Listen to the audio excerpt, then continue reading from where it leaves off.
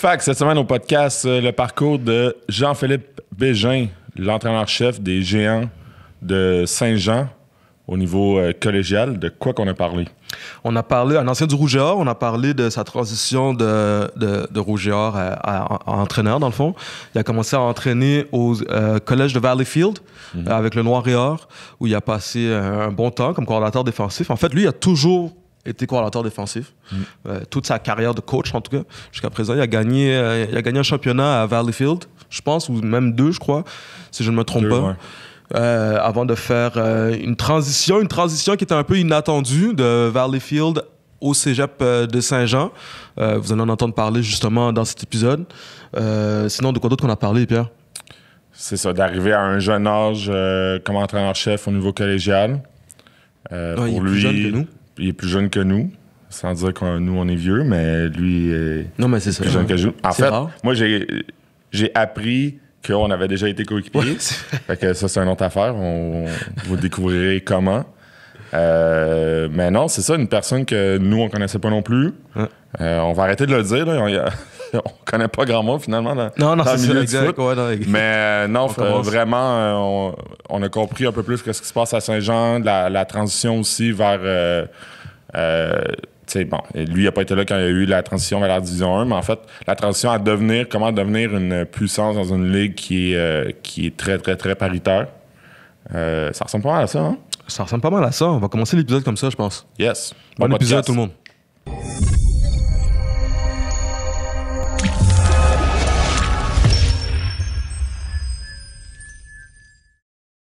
Habituellement, on commençait en parlant du confinement, mais Ouais. il n'y a plus tant de confinement. Ouais, fait que c'est ça. Fait que là, t'as recommencé, tu pratiques ce soir. Yes, c'est en fait, hier, c'est notre 10e pratique déjà. Là. On a commencé la semaine dernière. Les gars, ils ont été là 3 fois par semaine durant l'été. Fait que dès qu'on a pu un peu déconfiner avec les nouvelles règles un peu de distanciation au cégep avec Football Québec, on a essayé de rouler 3 pratiques par semaine durant l'été. Puis là, on est shoulder pads puis casque depuis la semaine dernière. Fait que non, ça roule. On donne un petit break là, avec l'annonce là, justement qu'on a eu là, qu'on n'aura rien probablement avant le 11-12 septembre. Ouais. On tourne avec un horaire un peu plus allégé. Fait que demain, c'est comme un mock game qu'on se fait de nous autres. Puis, fait que ouais, ça roule. Les kids sont contents de se voir. Je pense que c'est ça, faut se rappeler de tout ça. Là. C'est ce qu'on dit aux kids, man, c'est rappelle-toi comment c'était là 6 mois. Puis là, quand c'est tough, oublie pas, là, tu joues au football. T'as la chance de jouer au football, fait que profite-en. Puis pour les coachs aussi, c'est nice. Yes. C'est comme quand tu te blesses, après ça, tu le prends. Tu le prends moins pour acquis quand t'es sur le terrain, puis là, mais là, c'est tout le monde en même temps. T'sais. Exact. C'est tout le monde qui... C'est un discours que je fais souvent. J'ai le double chapeau là, comme coach en chef puis DC, mais à la défense, je dis souvent aux gars, joue comme si c'était ta dernière game de foot. Puis là, des fois, de réaliser que hey, tu vas peut-être te faire enlever ce bonbon-là cet automne. Ensuite, donc, quand t'es sur le terrain, t'en profites au maximum. Là. Fait que ouais, yes, on est là-dedans. Vous avez... C'est ça, on sait pas quand est-ce que ça va revenir. Là, puis c'est vraiment nouveau, là, le contexte de reprendre les pratiques. Là, qu'est-ce que tu trouves qui est le plus challengeant pour toi? Je pense que c'est de savoir ça va être quand ce premier match-là. Au début, c'était plus ça, de ne pas avoir un peu une idée. Nous, on s'était fixé un objectif, c'était on va être prêt pour le 22 août, no matter what.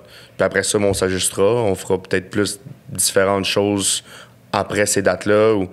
Puis je pense que c'était plus ça le difficile, mais comme gestionnaire de programme, entre guillemets, je vais dire qu'est-ce qui est le plus difficile live, c'est de s'assurer que c'est pas trop pour les kids, mais que tes gardes, ils ont encore faim. Faut stay hungry, puis assure-toi que justement, que quand tu embarques sur le terrain, c'est qu'on joue dans un mois, c'est pas grave, tu te présentes ici, tu vas être la meilleure personne, la meilleure version de toi-même à tous les jours, tu vas être le meilleur joueur de foot que tu peux être à tous les jours. Puis c'est de jouer dans cette ligne-là, sans être trop demandant, mais en respectant aussi leur vie. Là. Je veux dire, hey, boys, on joue dans un mois. Ouais, OK, c'est dans un bout de coach. Fait que ça, c'est le bout qui est difficile, vraiment, je te dirais. C'est ça, c'est tough parce que, tu sais, normalement, de l'été, vous avez une règle qui vous empêche de recommencer avant genre le mois d'août. Exact. Là, cette année, ils l'ont enlevé. Ouais. Fait que comment vous gérez ça, tu sais? Quand est-ce que vous avez commencé, puis, tu sais, la progression, tu l'as dit, là, c'est dur de dire à un jeune, tu vas jouer dans un mois, on commence à pratiquer là, puis là, c'est même pas sûr peut-être qu'il va jouer. Mais là, tu sais, techniquement, ils ont commencé, ça fait un bout, là, le avant le premier match, frame, là, il est mettons, vraiment gros. Là. On s'était dit en juin que l'important, c'était comme de remettre les gars en shape. Je pense que l'objectif numéro 1 pendant la pandémie, c'est de s'assurer que, pendant comme le confinement, c'était de s'assurer que les gars restent actifs, moindrement. Pas de gym. Là, c'était tes programmes de muscu, ben t'as quoi chez toi? Fait que tes programmes de muscu avec équipement, pas d'équipement. Puis quand on a recommencé en juin, c'était on remet les gars en shape. On s'assure que, justement, les gars sont aptes physiquement à pouvoir faire des pratiques de foot.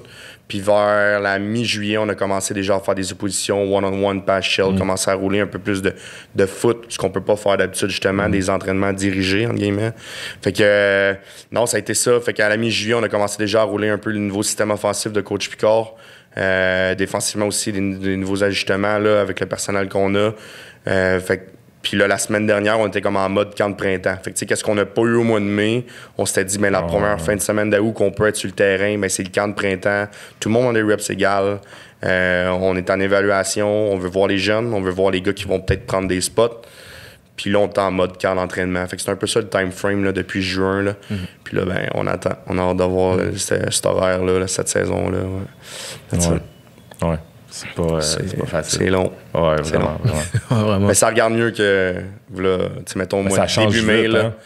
Ouais, début mai, là, tu te faisais poser des questions, là, JP, ça va ressembler à quoi? Là? Ouais, c'était pas... Tu sais, t'essaies d'être honnête. Tu veux pas mettre des lunettes roses non plus. Mais, comme, ça change à toutes les semaines, les gars, là, comme on... À tous les jours, moi. Ouais, c'est ça, tu sais, je veux dire. Ouais. Yes. Comment t'as commencé à coacher? C'est quoi tes premiers... Tu sais, même si c'est quand t'étais joueur, là, c'est quoi la première fois que t'as considéré que t'as participé à une pratique en tant que coach? Ouais. Je pense que c'était quand j'étais comme joueur au cégep, je leur donnais un coup de main au secondaire, au Collège Bourget. J'étais l'ancien du Collège Bourget.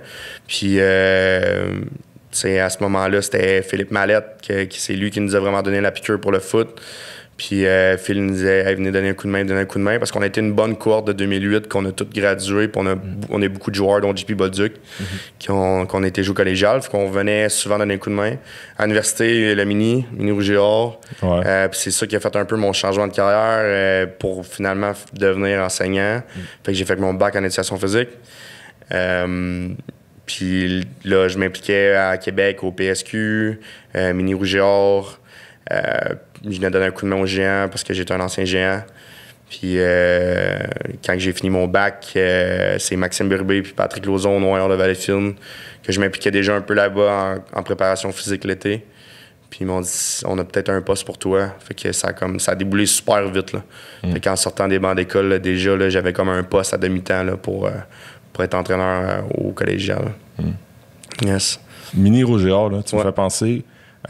une des questions qu'on voulait te poser, là, c'est... On s'est rendu compte qu'il y a beaucoup d'anciens du Rouge et Or qui sont coachs, un peu partout. Là. Dans plein de programmes, à plein de postes, head coach, au collégial, universitaire aussi, à Concordia, il y en a plein. Yes. Puis là, tu mentionnes Mini Rouge et Or, puis c'est peut-être en fait la réponse à ma question, dans le sens que comment peut-être tu penses que la culture du Rouge et Or ou le fait qu'il y ait autant de gars qui deviennent coach dans plein d'équipes. Tu sais, comment on peut expliquer ça? Puis est-ce que peut-être le fait que vous impliquez rapidement dans une espèce de job d'été avec les jeunes, peut-être ça contribue à ça, de vous accrocher comme... Je pense que... tu sais, Laval, c'est... Tu sais, c'est pas... Tu sais, souvent, on va parler du recrutement, que les meilleurs joueurs vont là ou peu importe. Je pense que quand tu rentres dans ces murs-là, tu te rends compte que c'est souvent des gars qui vont travailler très, très fort. Ils tombent dans une culture... t'es tellement dédié, tu passes tellement de temps dans ça qu'à un moment donné, c'est pas un brainwash, mais on dirait que ça devient ton mode de vie, que pour toi, c'est important de redonner. Puis le mini fait en sorte que justement, t'es capable de redonner un peu ce que tu te fais donner à ce moment-là comme joueur. Le coaching staff là-bas, je pense à Matt Burt, à Mark, Glenn, Juice, Carl Brennan, pour les gars qui ont été plus proches de moi, mettons, quand j'étais là-bas, c'est des très bons pédagogues. Je pense que c'est des gars qui donnent l'amour pour la game. Puis ça fait juste en sorte que tu sors de là, le bout que tu prends ta retraite, c'est souvent le bout qui est tough, tu sais. Parce que tu as tellement été les deux pieds dedans pendant 4-5 ans. Puis là, c'est comme, bon, ben, t'es dans le monde des adultes. Fait que moi, je pense que quand tu sors de là, c'est naturel. Les gars de Laval qui font comme, ben, man, je vais rester impliqué, je vais essayer de redonner un peu ce que. Puis là, ben, c'est fil en aiguille, vous savez comme moi, là, le coaching, souvent, c'est des contacts ou c'est des opportunités. La vie, c'est une question de timing.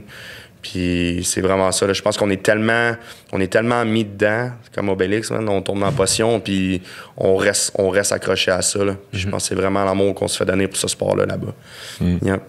Ça fait une bonne transition aussi, c'est ça, de rester dans le foot, puis de pas couper ça raide quand tu finis ta carrière de joueur. Là. Ouais. C'est le bout qui est tough, ça.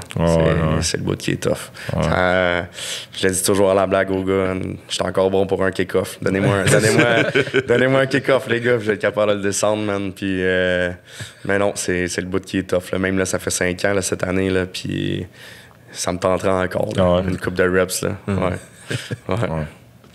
Comment tu t'es préparé à coacher au collégial avec le Noir?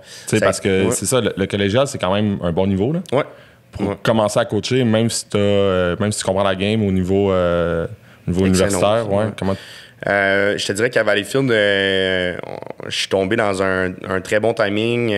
Patrick Lauzon, c'est un gars que ça faisait longtemps qu'il était là. C'était lui qui était entraîneur en chef à ce moment-là. Maxime Berube, Steve Landry, Papy, c'était tous des gars qui étaient des anciens de Laval, d'un, puis qui étaient là comme coordonnateurs, les trois. Puis quand je suis tombé à Valleyfield, j'étais entraîneur de secondaire, puis je m'occupais de la préparation physique. Fait que tu sais, j'étais pas trop... Comme j'avais pas un gros rôle, mais j'écoutais beaucoup. Je pense que ça a été 2016, ça a été une année très formatrice d'apprendre de ces gars-là. Puis après ça, 2017, je suis tombé coordonnateur défensif quand Steve Landry a décidé de s'occuper un peu plus de Bourget. Puis encore là, avec Maxime Berube, là, c'est un gars encore aujourd'hui, là, on s'appelle à toutes les semaines. Là, c'est un gars que si j'ai des questions, je vais l'appeler. C'est un gars que ces années-là, autant j'étais à DC, que je le regardais comment il travaillait de l'autre côté du ballon. Puis c'est de poser des questions, c'est de bien s'entourer, c'était pas rare que j'ai rappelé Matt Bird, Marc Fortier à Laval pour savoir autant au niveau des schemes, jaser de foot. Je pense que quand tu... T'es jamais... c'est Glenn qui m'avait dit ça. T'es jamais prêt. T'es jamais prêt. Il faut que tu sois prêt à écouter, il faut que tu sois prêt à apprendre. Et puis prends des notes, ça, si tu veux, comme ça, c'est nouveau de cette année. Là, je prends tout en note. Un peu comme... c'est Bill Belichick qui fait ça, là. Il a son Black Book. Là. Tout ce qu'il fait dans ses journées, à l'année longue, il note. Comme ça, l'année d'après, j'ai pris en note qu'est-ce que je faisais, exemple, le 21 juillet. Là. Comme il y a des choses qui font en sorte que c'est récurrent quand même le football, ça change, ça revient. Mais comment tu es prêt? Si jamais prends des notes, assure-toi que justement que c'est rien de nouveau. Là. J'ai jamais pensé faire ça. Honnêtement, je te dis, moi, depuis la pandémie, en fait. Depuis la pandémie, tout ce que je fais, je le note. Puis l'année prochaine, là, on va souhaiter qu'on ne sera pas dans la même situation. Hein.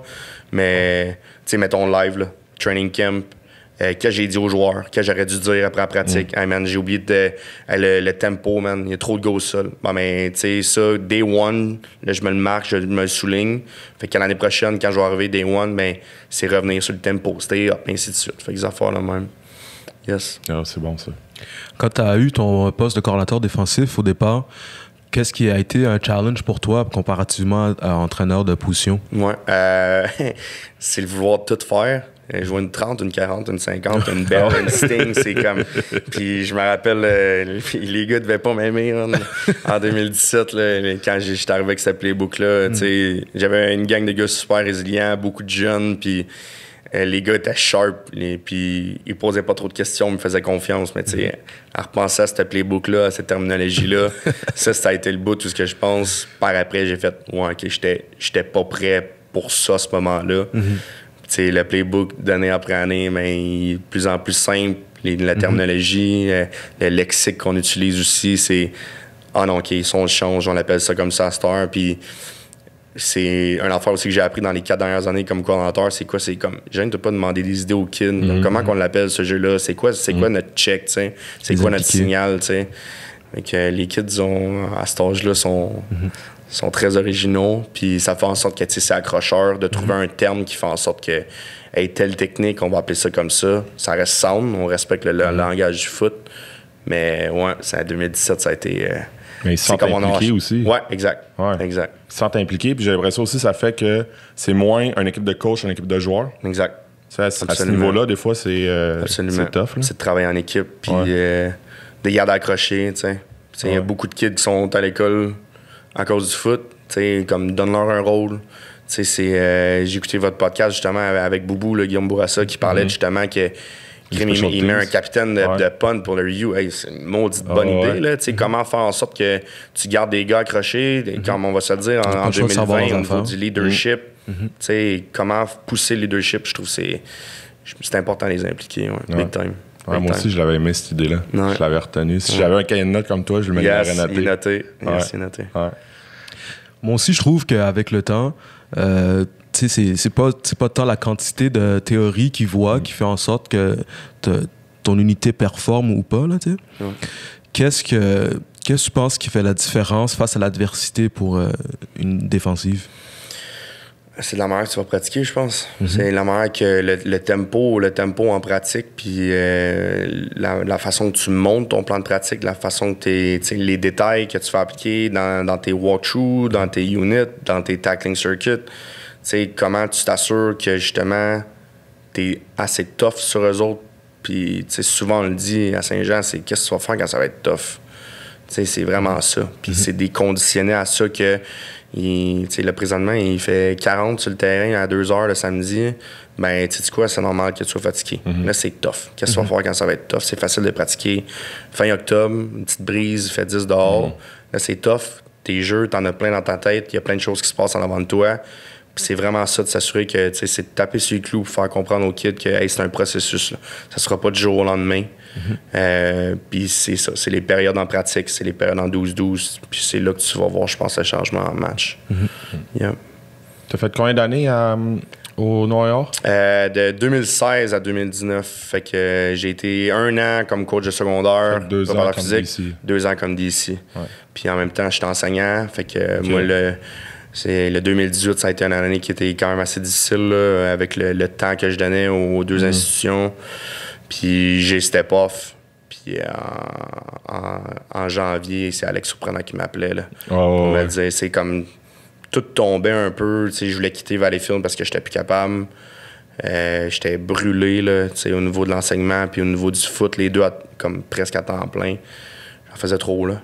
Ben, le foot, je veux dire, tu vas tout le temps le faire à temps plein, même si tu le fais, ils disent, on t'engage, là, mais ta job, ça va être ça, tu vas tout le temps trouver le moyen de le faire à temps plein. Là. Exact. Tu sais, la job de coach que j'ai là, tu sais, souvent je le dis à mes coachs de position, c'est boys, j'ai été dans vos souliers, là, d'avoir un autre job ailleurs, qu'on vous demande de faire du tape, d'être à jour sur les playbooks, ainsi de suite. Tu sais, je sais c'est quoi. Fait que non, c'est ça. Fait que ça a été 3 super de belles années au Noir. Puis j'y referais n'importe quand. Là. Vraiment. Quand t'as quitté, là, à quoi pas ressemblait ton offensive, à ta défensive, mais c'était quoi un peu? Tu te situais où dans ta philosophie de coach? Tu te qualifiais de. Coach player. Je suis sorti de l'université, puis j'avais, je me rappelle encore, là, les gars de 4e année, puis moi, on avait 3-4 ans de différence. Ouais. Fait que, c'était comme, ben, voici un nouveau coach, il sort de l'Université Laval, puis il a l'âge de votre grand frère. Fait que là, c'est comme, tu sais, salut boys. Il y en a que je connaissais déjà à cause de la préparation physique l'été, mais non, c'était vraiment, je pense que j'étais un gars qui était très proche des gars, puis tu sais, c'était pas des amis, là, mais il fallait qu'ils comprennent ça, puis il fallait même moi aussi que je comprenne ça, qu'on avait des affinités, que c'était des gars qui avaient quasiment mon âge. Puis, mais non, je pense que puis ça a fait en sorte que justement au niveau de la confiance, c'était souvent les kids de me voir pour X raisons. Là. Fait que non, puis là, ben, ça c'est le bout comme coach en chef maintenant qui est peut-être difficile, là, c'est que faut que je me détache du rôle que j'ai aimé, que j'ai apprécié. Puis là, à un moment donné, je l'ai dit au gars, ça me fait pas plaisir de te dire ça, mais il faut que je te dise la vérité, mon homme. Puis, ouais, fait que c'est ça. Ben, on va s'en parler de comment tu es arrivé à Saint-Jean, mais avant que je l'oublie, cette question-là, est-ce que tu penses que dans un staff, maintenant que tu es entraîneur-chef, ça te prend tout le temps un coach comme ça, qui est proche des gars, un coach-player qui est peut-être même le profil que tu avais, là, assez jeune, tu viens de finir l'université? Au collège, ben, tu sais quoi, peu importe le niveau, je pense que c'est important que les kids se rallient puis ils voient un peu comme un modèle. Tu sais, être au secondaire présentement, mes kids juvéniles, il faut qu'ils coachent Benjamin. Tu sais, faut de faire en sorte que c'est comme le pont entre les coachs puis les joueurs. Ce qu'on dit beaucoup à Saint-Jean, c'est soit le head coach de ta position. Ça, c'est une chose. Roule ta position comme tu voudrais la rouler. Il n'y a personne de plus gros que l'équipe. Ça, c'est une phrase qui revient souvent aussi. Mais les kids vont souvent être plus proches d'un coach de position que le head coach, que le coordinateur, vont peut-être être plus gênés. Puis c'est là qu'est le fun aussi des coachs de position. C'est que souvent, c'est des gars qui vont commencer dans le domaine, puis que les kids soient capables d'avoir confiance en ce gars-là. Donc, ouais, je pense que... Tu sais quoi? Il y a des jeunes hommes, j'ai connu des coachs de position qui étaient plus vieux, mais qui avaient une certaine façon d'être proche des kids aussi. Fait que, pour ça, je pense qu'à un moment donné, c'est juste ta pédagogie puis c'est comment t'es avec eux autres. Fait que non, pour ça, ouais, c'est important. C'est important d'avoir quelqu'un qui est proche des kids dans le staff. Ouais. Yeah. Big time. Parce que moi, je pense à plein de gars, là, c'est ça, je pense à des gars qui... Tu sais, il faut pas que tu... Ça, c'est la partie que tu peux pas fake ça, tu sais. Tu l'as ou tu l'as pas. Exact. Tu peux pas dire, toi, ton mandat cette année, c'est d'être proche des joueurs. S'il est pas capable, si c'est pas naturel, ça marchera jamais, tu sais. Ouais, OK. Ouais, tu l'as ou tu l'as pas, tu l'as dit. Ouais. Je pense que tu l'as ou tu l'as pas. Comment t'es arrivé à Saint-Jean? On était pas mal rendu là. Ouais, comment je suis arrivé à Saint-Jean? Donc, décembre 2000, j'en reviens dans les dates, 2018, on vient de gagner le bol d'or à Valleyfield, deuxième de suite. À ce moment-là, dans le coaching staff, on est deux, là, Maxime Berube, qui lui, il était pour être papa, fait qu'il décide de dire que moi, je vais me concentrer seulement au secondaire. Moi, maintenant, en enseignement, c'était trop là, la tâche que j'avais. Fait qu'on a comme T'étais prof à Bourget. Hein? Ouais, exact. C'est ça, OK. Exact. J'étais pas sûr. Ouais. Fait que on décide un peu d'annoncer ça à Pat Nadeau comme en même temps. Fait que là, Max, ça faisait longtemps qu'il était là. Fait que ça a été comme Max qui a eu comme... Tu sais, c'est lui qu'on annonce en premier, au banquet et tout. Moi, fallait un petit... Tu sais quoi, c'était bien correct. Là. J'ai respecté ça de all the way. Puis, c'était... Regarde, je vais attendre un peu avant de la dire aux joueurs. Puis ça s'est su que je partais. Fait que ça a donné qu'Alex Surprenant m'a appelé la semaine après le banquet à Valleyfield où que moi, je voulais... Tu sais, j'avais pas le droit de le dire aux joueurs que je partais. Puis j'ai annoncé aux gars à Valleyfield un vendredi soir après une course que je m'en allais. Ça a été tough, man. Ça a été tough parce que tu fais ça pour les kids, là, à un moment donné, tu sais. Ça vient de gagner 2 années de suite. Tu viens de gagner 2 années de suite. T'as des gars, c'est des gars t'as recrutés, tu sais, là, 3 ans, ils arrivent à leur 3e année, 4e année, c'est comme, tu sais, JP, on fait ça comme 3-peat, let's go, man. Ouais. Mais, fait que là, je partais de Valleyfield, c'était sûr. Puis j'ai dit à Soup, à ce moment-là, j'ai dit, sais-tu quoi, man, je vais venir me voir à Saint-Jean, je te garantis rien. Je sais pas si je vais prendre la job. Mais je suis prêt à venir écouter un peu. Fait que je me suis assis là-bas. Ça a pris un bon 10 jours pour prendre la job finalement, le 14 février. Puis là, j'avais encore mon poste à Bourget. Fait que là, il a fallu que je donne un 30 jours là-bas. Faire une histoire courte. Fait que je suis rentré seulement au mois d'avril à Saint-Jean. Fait que ça a été long. Je suis rentré camp de printemps, pif paf. Comme apprends c'est qui les joueurs, apprends c'est qui ton staff. Fait que ça a été très vite. Autant que ça a été long à un moment donné de rentrer dans le bureau, qu'autant que ça a été très vite de se faire garrocher là au camp de printemps. Puis la job de coach, tu sais pas c'est quoi tant que tu l'as pas vécu. Non, on est beaucoup de monde au Québec, dans le monde, qui va donner coach en chef au foot. Mais ouais, tant que tu l'as pas vécu, man, t'es... Ouais, c'est ça. Glenn dit, là, tu l'as dit, tu seras jamais prêt. Jamais prêt, tu seras jamais prêt. Puis t'apprends, puis tu prends des notes. Yes. Fait que t'as pas été impliqué tant que ça dans le recrutement au début, là. Il y a un gars que j'ai réussi à aller chercher au mois de février, là, Mathis Berube, qui restait sur le board, un gars de Sherbrooke. J'ai dit, oh, regarde, j'ai un arrivé en poste. Selon mes nouvelles, t'as pas encore pris de décision. Qui est descendu à Saint-Jean, par Georges, puis ça a été le seul gars de la cohorte 2019. Puis là, ben, cette année, c'était un deuxième souffle. Là. C'était comme... C'est 47 recrues qui sont embarqués, c'est 15 gars de Team Québec, c'est un autre monde. Là. On est super contents du recrutement. Fait que là, c'est vraiment comme...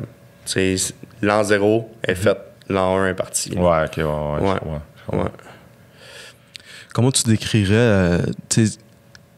ta relation, parce que tu as joué à Saint-Jean, là, comme tu dis aussi. Là, ça doit quand même être cool de se retrouver dans une position où tu es head coach de l'équipe collégiale pour laquelle tu as joué. Yes. Comment tu décrirais ta relation, mettons, avec le programme de Saint-Jean? C'est un programme, ça fait 51 ans, c'est la 51e édition. Puis tu sais, t'apprends à connaître le monde autour de ce programme-là. T'as des gars de 60 ans qui sont là, puis t'es comme... Ils viennent te voir, puis ils te parlent des games, puis comme ils connaissent leur foot, là, les messieurs, là. Puis ça, c'est cool de voir ça, parce que comme joueur, on le voyait peut-être pas nécessairement, mais là, comme entraîneur, tu le vois un peu plus. C'est le fun aussi de voir qu'on a une direction en école qui est pro-foot, là. Je pense qui est pro-sport, qui respecte énormément ce que le football fait à Saint-Jean. On a 3 équipes de D1, ça va bien, puis là, le foot, la direction est vraiment en arrière de nous autres. Fait que ça, c'est hot. Ça, c'est vraiment nice. Puis de voir la ville, c'est comme... c'est une ville de 100 000 habitants, mais il n'y a pas de Canadiens, il n'y a pas de Rempart, il n'y a pas de Rougeard. Ça prend une grosse place. Il y a un club de baseball senior, puis il y a nous autres. Puis il y a les Huskies de Saint-Jean, pour mon chum Rémiard. Là, mais, fait que, le monde vient dans nos games, le monde trip géant, puis ça c'est le bout que... tu t'en rends pas compte, là. Premier game, match d'ouverture, il y a 2000 personnes dans les estrades, c'est comme... OK, c'est rendu ça, tu sais, en 2010, il y avait 700 personnes, puis tu sais, OK, tu sais. Mais là, à cette heure, tu sors du vestiaire, puis tu vois ça plein, le tailgate. Ça, c'est le bout que je pense que ça rend ça spécial à Saint-Jean, big time. Ouais. Quand tu es allé rencontrer Alex, surprenant, tu savais que c'était parce que lui, il s'en allait, c'était pour être coach? Il me l'avait annoncé. Lui, il m'a au téléphone, il m'a dit, ça te tente, tu te coacher à temps plein au football. OK, c'est ça. J'ai fait... Est-ce que... Mais est-ce que c'était un de tes rêves? T'sais? Est-ce que quand tu as commencé à coacher, tu t'es dit, ben moi, je veux me rendre, peut-être pas à Saint-Jean, là, mais je veux me rendre comme entraîneur-chef? Ouais, ben en fait, tu sais quoi, je pense que c'est le bout où que ça m'a aidé à Valleyfield quand je suis parti. C'est que les gars qui étaient là savaient que c'est ça que je voulais faire. Ultimement, je m'étais lancé là-dedans j'étais autant impliqué au foot. Pourquoi? Parce que j'aspirais un jour pouvoir gagner ma vie comme coach. Puis les gars plus proches de moi, les plus vieux, mettons, là, que j'avais recrutés, ils savaient très bien depuis le début que, tu sais, comme on sait, JP, que c'est ça que tu veux faire. Puis ça a été le bout qui m'a plus aidé quand j'ai compris qu'ils comprenaient, tu sais, ce move-là. Parce que c'était vraiment ça, là. Tu sais, moi, quand j'ai dit oui, finalement, j'en revenais pas, là. Tu sais, je venais d'avoir 27 ans, puis t'es coach en chef collégial, t'es comme, wow, OK, comme, je me suis rendu, là. En fait, t'es jamais rendu, là. Non, t'es jamais rendu, non. t'as tout le temps à apprendre, là. Ouais. Mais comme, t'as réussi à faire ce que t'as toujours voulu faire, là. Ouais. T'as connu la ligue collégiale quand t'as joué, si je ne m'abuse, ils n'étaient pas encore en Division 1, Saint-Jean. Comment maintenant, tu reviens au niveau collégial, mais en tant que coach, quelle, mettons, différence tu perçois, mettons, de la dernière fois quand tu étais joueur? Tu vois ce que je veux dire un peu? Ouais, ben tu sais, le football a changé beaucoup au niveau du système de jeu. Je me rappelle dans le temps, là, des bols d'or contre les Vulcains, là, ça jouait du du fullback trap, puis c'était comme... Ouais, comme ça brassait. La star, c'est quoi? C'est du spread offense, t'as du empty, ce qu'il n'y avait pas. Ça a changé beaucoup. Le coaching staff, les kids arrivent, ils sortent du secondaire, ils sont prêts. Là, c'est physiquement, au niveau connaissance de foot, t'es comme... Ouais, okay. Ça, c'est le bout, je pense, qui a le plus changé par rapport à mes années. De la structure qui est en dessous. Là. Ça, c'est hot, parce que je pense que si on veut faire en sorte que le football au Québec, je pense qu'il est en santé. Là, c'est comme le Texas des États-Unis, le Québec. Là. Puis ça revient à vous autres, là, aux juvéniles, aux cadets, aux benjamins. C'est la job de ces gars-là. Puis c'est plate parce que on n'en parle pas tant, mais quand tu arrives en haut, tu fais comme, ouais, OK, il y a de quoi de legit qui a été fait, puis c'est le fun de travailler avec ça. C'est vraiment le fun de travailler avec ça. Je pense que c'est ça la différence en 10 ans, mettons. Là. Ouais. Est-ce que tu penses que les... j'ai essayé de le formuler pour pas froisser personne, mais est-ce que tu penses que les coachs du cégep, ils sont assez impliqués, ils prennent le temps assez de connaître les coachs au secondaire? Tu comprends ce que je veux dire? Oui, absolument. Sais-tu quoi? Ben, c'est une chose que j'ai voulu faire là, justement pendant la pandémie, là, si tu veux, là, pendant le confinement. Là, c'est comme de s'assurer que c'est un réseau de contacts. Le monde du football est petit, puis sais, faut pas être gêné de travailler ensemble. Tu sais, je pense que tu écoutes, mettons, au States des podcasts comme ça, les gars vont sortir quasiment une planche à dessin puis ils vont dire, voici ce que je roule, tu sais. Puis on dirait au Québec, il y a comme un... Ben, tu sais, je te parlerai pas trop de mes affaires parce que peut-être que tu connais le coach là-bas puis tu vas donner le playbook. Tu sais, un coup, je pense qu'on va réussir à casser ça, là. Puis on va juste prendre un autre step, tu sais. Puis faut... Tu sais quoi, tu sais, si je te montre mon scheme de Cover 2 puis t'es comme, hey, yo, c'est vraiment nice. Puis cette année, Notre-Dame commence à rouler un scheme de Cover 2 boosté. Ben là, il y a un coach qui va dire, c'est quoi ces règles-là? Ah ouais, mais tu sais, Saint-Jean roule ça. Mais c'est à moi de faire en sorte que l'année prochaine, mon Cover 2, je le roule peut-être différemment ou que, tu sais, je rentre des règles. Tu sais, puis là, on va encore plus faire rouler le foot au Québec. Puis, mais je pense que est-ce qu'on le fait assez? Non. Puis est-ce qu'il faut le faire vraiment? Vraiment. Parce qu'on a toute la même passion, tu sais. On fait ça pour le bien des kids, pour les garder à l'école. Puis on fait ça parce qu'on aime ce sport de ballon pointu là, tu sais. On en fait autant de temps. Pourquoi? Parce qu'on aime la game, tu sais. Puis justement, d'être capable d'échanger comme ça en coach, je pense que c'est primordial là, pour le bien du sport. Ouais, sur les joueurs, sur la stratégie. Sur, parce que aussi, vous avez, j'allais dire pas le choix, mais plus vraiment le choix à cause de, tu sais, surtout la réalité à l'automne fait que vous pouvez parler aux joueurs. Moi, vraiment, si vous voulez renseigner sur des joueurs, ça passe par les coachs. Puis si la première fois que tu parles à un coach, c'est pour dire « on s'est jamais parlé, mais... ton stud, il est comment? Il va faire comme... T'es qui, toi, à la limite, là? Exact. Ben ouais. Exact. Puis, tu sais, justement, la formule du recrutement fait en sorte que c'est une jungle, là, au mois de novembre. Là. C'est fou raide, là. Mais si tu fais tes devoirs comme coach, puis que, justement, tu fais comprendre en l'entraîneur, mettons, en chef, ou même aux entraîneurs de position au niveau du secondaire, que il y a de quoi de spécial qui se passe dans ce programme-là au niveau collégial, puis... le jeune va faire quoi? Mais il va venir voir son coach secondaire puis il va dire « Hey, j'ai tel coach qui m'a écrit. » Puis si tu es capable de dire c'est quel genre de personne, quel genre de programme, quel genre de culture, quel genre de playbook qui roule, on est encore plus capable d'encadrer le kid dans sa décision parce que... il y a plus d'informations. Mais oui, c'est une décision pour 3 ans là, quand même. Là. Puis tu sais, là, on vit dans un air où les kids changent de décision. Puis c'est normal, là. C'est normal qu'à ta première, deuxième année collégiale, là, tu vis peut-être pas la même chose que tu vivais quand t'es sorti du secondaire. Puis là, ben, t'as toute la paperasse de release, de transfert, ben là, t'as un programme qui va être un peu orgueilleux, qui va dire, ben non, je vais te donner 3 matchs. C'est ça. Là, t'es comme, ben... Ça, c'est fou. Ça, pour de vrai... En tout cas, je pense, le RSEQ, tu sais quoi, ils ont fait ce qu'il fallait faire pour pas qu'il y ait de débordement. Puis on dit, il y a une option qu'on donne le 3 matchs. Un kid qui fait 3 transferts, à un moment donné, tu sais, comme, ben là, branche-toi. C'est ça. Mais que, tu sais, qu'il y ait un kid qui a un niveau financièrement, familial, que, tu sais, un changement, n'importe. Je veux dire, c'est correct, là. Tu sais quoi, tu le veux ton livre parce que tu veux changer de place, vas-y, tu sais. Puis souvent, qu'est-ce qui va arriver, c'est justement ça. C'est que quand tu prends ta décision en secondaire 5, tu sais, tu as pris une décision à ce moment-là, peut-être pas selon tes besoins pour tes 3 prochaines années. Je pense que c'est là qu'il faut faire un meilleur job au Québec. Ouais, big time. Je suis d'accord avec ça. Il y a beaucoup de joueurs qui, justement, c'est jeune là, pour prendre des décisions. Là, c'est comme...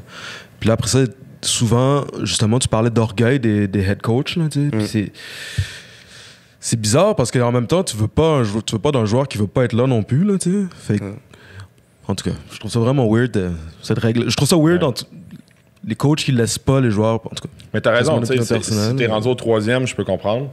Mais ouais, c'est ça. Là, tu sais, au final, si t'aimes le foot, tu veux que le jeune soit capable d'aller jouer ailleurs s'il a pas fait la bonne. Puis, tu sais, pour de vrai, là, 17 ans, là, c'est la plus grosse décision qu'il prend à ce moment-là de sa vie. Là. C'est sa plus grosse décision en vie, c'est ça. Puis souvent, ben, tu sais, ils se font influencer par plein d'affaires, ils se font influencer par leurs amis, ils font des calculs. Dans l'équipe, je vais me placer où par rapport à quel gars qui est là. Puis là, des fois, ben, ce calcul-là, il y a un gars qui n'avait pas prévu, qui arrive, puis il prend sa place, puis il n'est pas content. Puis, exact. C'est une autre réalité. Là. Yes. Ben ouais. 26 ans pour être head coach. Ouais, 27. Ouais. 27, excuse. Ouais. 27 pour être head coach. Est-ce que tu trouvais... Est-ce que, de un, il y a des personnes qui t'ont dit « Ouais, c'est pas un peu jeune? » Puis est-ce que... Comment je te dirais... Est-ce que, tu sais, on l'a dit là, tu peux jamais être prêt, là. Parce qu'avec le recul, c'est déjà ta 2e année. Tu sentais que tu avais tous les outils, déjà? Tous les outils, tout bon head coach va bien savoir s'entourer. Ouais. Quand je suis arrivé en poste là-bas, il y avait quand même un Benoît Fortin qui était là depuis 12 ans dans le programme. Tu avais des gars qui étaient là depuis un petit bout, Charles Saint-Martin qui était là depuis un petit bout aussi. Fait que, je pense qu'à ce niveau-là, j'étais jeune, mais il y avait quand même des gars sur qui je pouvais m'épauler. Puis là, ben, le move cette année, ça a été de faire quoi? C'est d'aller chercher Dominique Picard. Ouais. Dom, c'est 23 ans dans le foot, c'est un travailleur hors pair. Puis là, on est deux à travailler à temps plein. Là, ça fait en sorte que, tu sais quoi, ouais, j'ai commencé jeune, mais ceux qui vont me connaître vont savoir que j'étais assez brillant pour savoir que je connaissais pas tout. Il y a des affaires que je savais pas. Puis ceux qui vont me connaître bien vont dire, ben, JP, il va faire ses devoirs, puis justement, il va trouver des façons de faire pour que ça aille bien, tu sais. Puis justement, ça, cette année, ça a été de faire un gros move, d'aller chercher Coach Picard là, avec nous autres à Saint-Jean. C'est huge, là. C'est huge pour le jeune head coach, là. Ouais. Fait que... Comment ça s'est fait un peu? Tu le connaissais-tu? En fait, je l'ai connu dans le recrutement. Okay, j'ai connu dans le recrutement quand il était à SSF. Puis c'est au mois de décembre, justement, on était en processus de réussir à faire un deuxième poste à temps plein au Géant. Puis c'est Michel-Pierre Pontbriand qui est à Charlemagne. C'est un ami en commun, justement, qu'on a. Puis il m'a comme dit comment ça se passe, justement, le processus de aussi à Saint-Jean. J'ai dit, tu sais, on a des noms, mais tu sais, c'est pas sûr, tu sais. Il dit, regarde donc, avec Coach Picard, je pense que c'est pas fait encore, ces affaires. Fait que, on part jase au mois de janvier, rencontre Dom, puis début février, même date que moi, en fait, l'année passée, 14 février, il dit oui, man. Fait que, puis là, c'est ça, on a appris à travailler ensemble dans cette pandémie-là, à distance, puis là, ça roule, là. Ça roule, là. C'est une belle machine, là. C'est hâte à voir, là, tout ce qu'on fait, là. Je dis on, là, parce que... Il y a Dom, il y a moi, mais il y a Charles, il y a Marc Rémillard, il y a P.O. Grenier, il y a Marc-Antoine Belfroy, il y a Jeff aussi. On est une gang là, qui est autour de ce programme-là. Puis tout le monde a buy-in. Là. Ça, c'est hot. Ça, c'est vraiment nice. Ouais. Comment tu décrirais, on recule un petit peu, comment tu décrirais ta première saison comme head coach? Tough. Tough. Beaucoup de résilience. On a joué un match contre Grayson, on était 41 joueurs. Là. On avait... Ah ouais.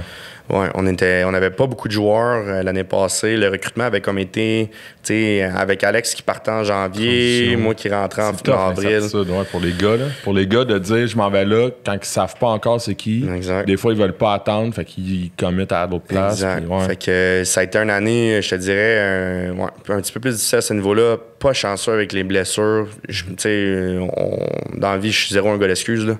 Mais, tu sais, quand on a joué grâce à 41 joueurs, là, c'est comme contrôle le clock, là. Puis, tu sais, on mène 7-0 après une drive qui contrôle le clock. Prends 20 secondes là, parce qu'on a besoin. Mais beaucoup d'apprentissage, façon de faire, façon de travailler. Tu sais, la job d'être coach, il y a les X and O's, ça, c'est le bout que quand tu t'assois dans la chaise devant ton ordi, t'es comme yes. Mais tout ce qui est à côté, ça s'enseigne pas, là. Tu sais, t'apprends avec la responsable des sports, les commandes, les ci, les ça, l'équipement, les cédules. le gear pour les joueurs. Les réservations de plateau. Comme... Les numéros que les joueurs veulent. Ouais, c'est ça. Fait que c'est toutes des affaires que tu y penses pas jusqu'à temps que tu le vives.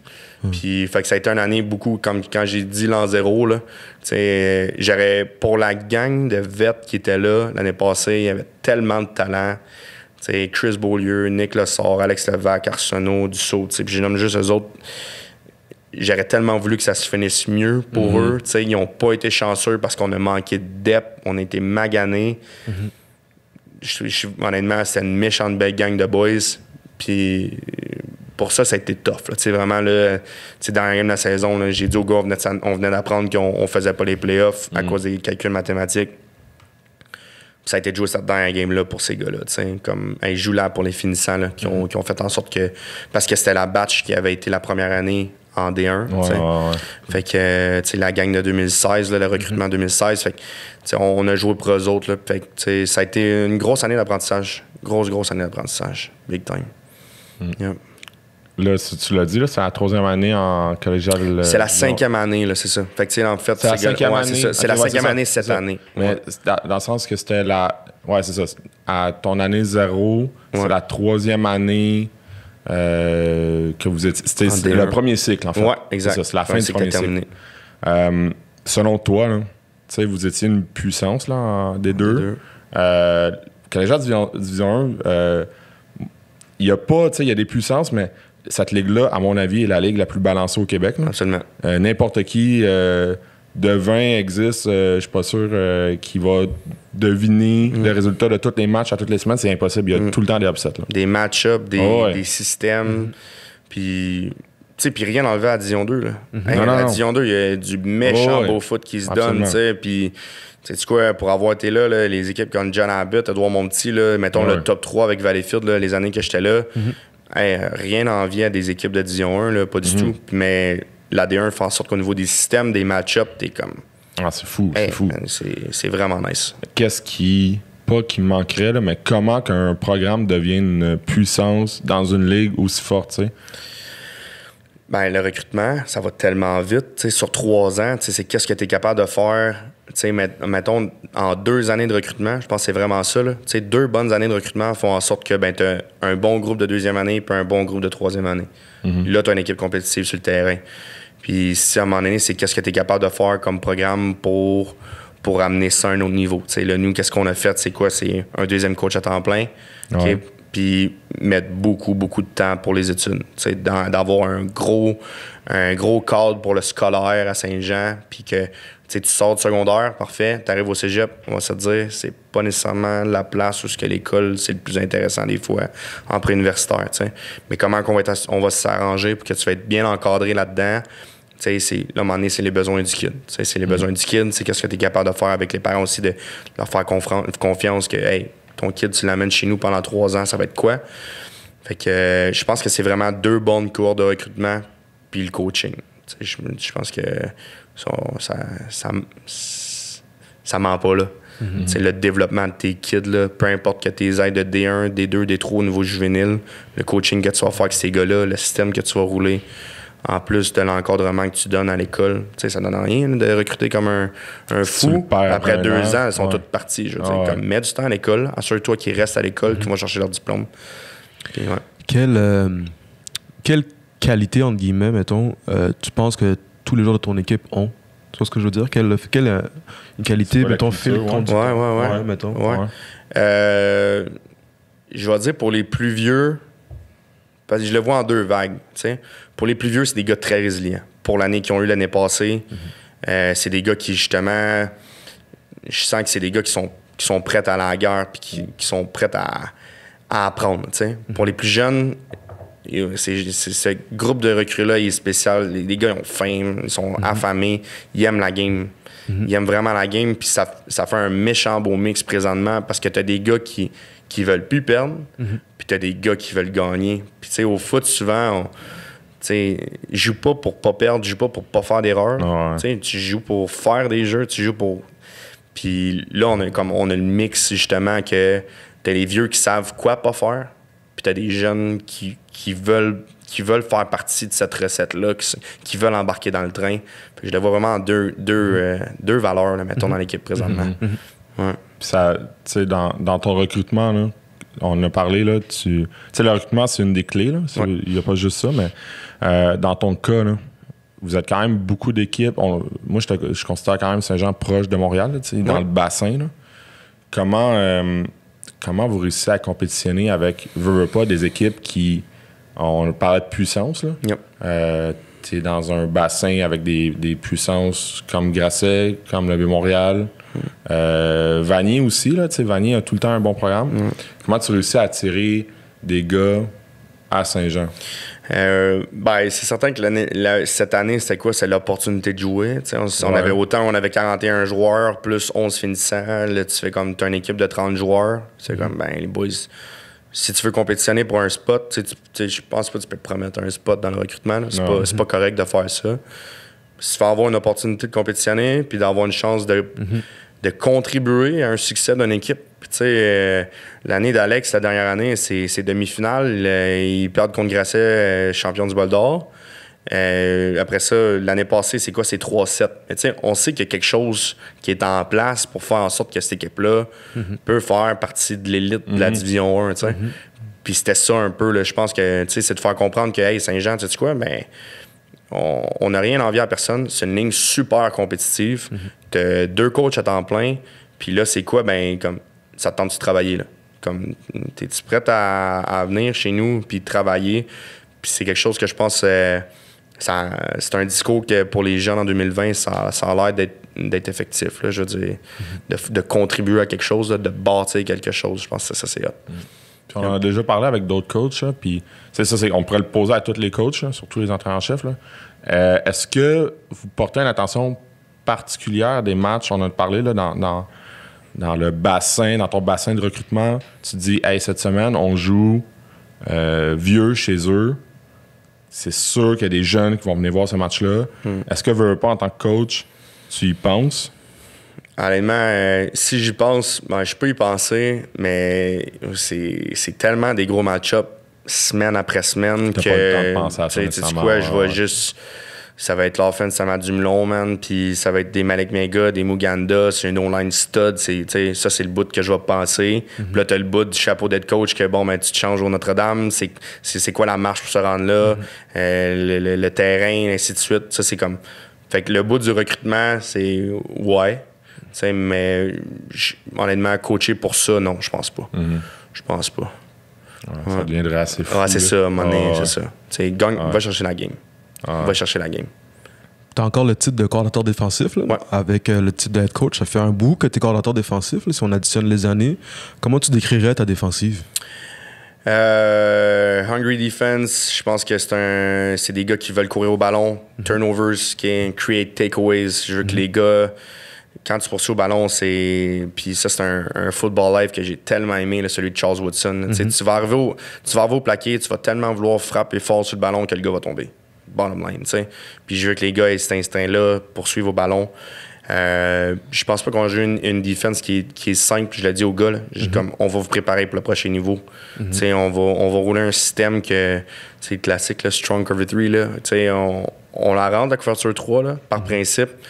Mais on veut préparer les gars pour le prochain niveau, puis on veut que les gars aient du fun. T'sais, pressure package qu'on a rentré cette semaine, là, comme tu donnes l'install aux gars, puis ils regardent le front, puis ils font comme ah ouais, on fait ça, les gars. Okay? Puis là, ils buy in, les gars ils ont faim, puis justement, ils veulent faire partie du succès. Fait que ça, défensivement, c'est hot là, de voir ça, des gars qui ont faim, là, justement. Puis, tu sais, j'allais te demander, c'est quoi les objectifs des géants? C'est sûr que c'est de gagner un bol d'or, le plus rapidement, mais est-ce que quand tu es rentré en place, un de tes objectifs, c'était d'amener un deuxième coach à temps plein? Est-ce que tu as d'autres objectifs plus qui vont contribuer à atteindre l'objectif du bol d'or? C'est une bonne question, ça. Que tu vises à court, moyen, long terme? Pour contribuer à ça, au niveau de l'école, ça va bien. Au niveau des périodes d'études qu'on a, au niveau de l'encadrement qu'on a scolaire, ça, c'est le côté enseignant là, qui est en arrière, là, qui parle, là, justement, de s'assurer que les kids, ils ont quoi comme aide. Les orthopédagogues, à cette heure, les kids, ils sortent avec des plans d'intervention de 250 pages, mais qu'est-ce qu'on va être capable de faire pour l'aider? Ça, c'est le bout que je veux vraiment qu'on soit capable de mettre notre pied à terre et de dire comme voici ce qu'on est capable de faire. Voici le plan concret, l'aide que tu es capable d'avoir, les professionnels que tu es capable d'avoir. Ça, c'est le boost que je vais amener ça à un autre niveau. C'est bien, mais on est capable d'en faire plus parce que justement, les kids à Star, c'est ça qui va garder à l'école. C'est ça qui va garder à l'école. Puis c'est ce qu'on va être en mesure de faire comme organisation pour justement être sûr que ce bout-là, on n'a même plus besoin de se penser. Tu viens chez nous, ben, tu sais quoi, comme, on sait que tu vas à tes cours, on sait que tu as de l'aide, on sait que tu sais sont où les ressources. Puis ça, quand ça va être fait, je pense, là, qu'on n'aura plus besoin, pas de plus se soucier, parce qu'il faut tout le temps que tu t'en soucies un peu, là, c'est la job du head coach. Mais ça, c'est le bout de tout ce que je veux vraiment qu'on mette l'accent là, dans les prochaines années. Là. C'est ça, la réalité, c'est que c'est la job du head coach. Yep. J'ai l'impression que quand tu montes de niveau, peut-être universitaire, tu as du monde à temps plein ou à tout le moins, tu as un coach que il est attitré à ça, là, au suivi académique, etc. Dans ton cas, c'est toi qui le fais? Là? Non, ben on a un prof. Un prof du cégep qui est libéré de sa tâche. Nice. Fait que lui, il est là à toutes les périodes d'études. Steve qui fait un job incroyable. Pour vrai, les kids, ils l'adorent. Fait que c'est un prof qui est dans le cégep. Fait que lui, au niveau de tout ce qui est ressources, ainsi de suite, il sait. Il est enseignant là. Après ça, ben, tu sais, il y a Dom, il y a moi qui est là à temps plein. Fait que dans les périodes d'études, on est 3. Là, le plan qu'on avait cet hiver avant la pandémie, c'était quoi? C'est de faire venir des orthopédagogues aussi. Puis c'est pas parce que tu n'as pas de besoin que tu n'en as pas de besoin. Tu sais, c'est des outils qu'on est capable de te donner. C'est, hey, Antidote, comment ça fonctionne? Tu sais, le fameux cours d'Antidote là, qu'on fait. Tu sais, que tu es là, ouais, je suis pas trop sûr. Non, comme, écoute, là. Puis quand tu en as le droit au cégep, tu as le droit d'utiliser Antidote, ben voici, tu sais, c'est niaiseux, mais c'est un exemple parmi tant d'autres. Fait que, nous, au niveau des ressources, c'est assez hot. Là, on est 3-4 travailler ensemble dans les périodes d'études, là, 2 fois 2 heures par semaine. Fait que, c'est, à ce niveau-là, c'est nice. Il n'y avait pas ça dans ton temps? Quand t'étais ben, c'était pas au même niveau. C'était pas au même c'est niveau. pas péjoratif dans le sens que c'est une réalité, là, c'est juste que ça évolue, puis tant mieux. Ouais. Mais dans ton temps, c'était... C'était plus optionnel, si je me trompe pas. Quand t'arrivais à ta 4e année, 3e année, t'avais des bonnes notes, t'étais pas obligé de dire, hey, tu dis quoi, hey, c'est pas parce que t'es bon à l'école que je veux pas que tu sois là. T'sais, montre l'exemple. Viens peut-être aider un autre gars, tu sais. Ouais. Un gars qui est en fin de deck, là, que en sciences nat, là, t'es fait là, tes cours de calcul, là, ben, tu sais quoi, j'en ai un qui vient d'arriver, là, puis il est vraiment pas bon, là. Comme, va donc passer une demi-heure avec, là. Fait que, c'est un peu ça qui est hot, là. T'sais, autant, tantôt on parlait des capitaines punt, là, ben, un peu d'avoir ça aussi dans les périodes d'études, là. Fait que ça, c'est hot. Yes.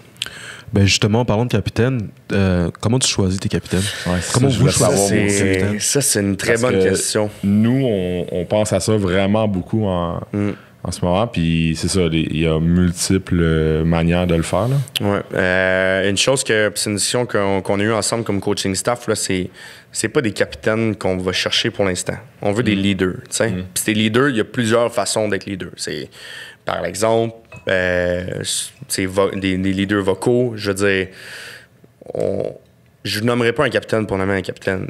Souvent, on va penser à quoi? C'est le meilleur joueur. Ou, non, qu'est-ce qu'il fait? Qu'est-ce que ce kid-là fait qui va avoir un impact sur le succès de ton équipe? Ça, c'est des leaders. Puis, tu peux pas forcer quelqu'un à l'être. Il y en a là, pour qui que. J'ai connu des capitaines, je pense à Junior Sédou.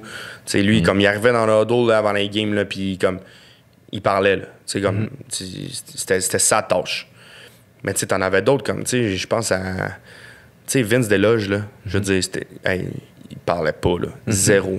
Mais quand tu le voyais jouer, ce gars-là, puis il prenait les pullers, il prenait les bends, puis il était là, puis il se relevait, puis t'es comme. Ça, pour moi, c'est un leader, par exemple. Puis là, à un moment donné, c'est ça qu'on veut faire. Comme, qu'est-ce que tu es capable de faire comme organisation pour faire en sorte qu'on va voir les deux? Puis là, après ça, les capitaines, ça va sortir, je pense, naturellement. Là, j'en nomme-tu un par unité, un à l'offense, un à defense, un special team. Je pense pas qu'il y ait un moule parfait. Ça va vraiment dépendre de ta cohorte, puis de cette année-là spéciale. On parlait tantôt d'un bon kit dans le vestiaire. Tu sais quoi? Ça, c'est comme, hey, ce gars-là, il amène la vie. C'est un gars qui met du hype dans le vestiaire. Tu sais quoi? Je respecte ça.